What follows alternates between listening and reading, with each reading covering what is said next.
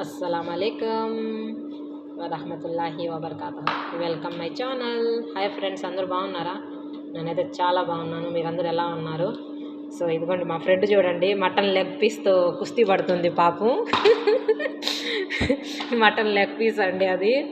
మాకు రేపు పార్టీ ఉంది, ఆ పార్టీ కోసము అది చూడండి మా ఫ్రెండ్ అంత బాగా అలా వేసి దాన్ని నరుకుతుంది. సో ఇదే అండి లెహము, మాకు పార్టీ ఉంది రేపు. అది బక్రీద్కి కుర్బానీ వచ్చిందండి.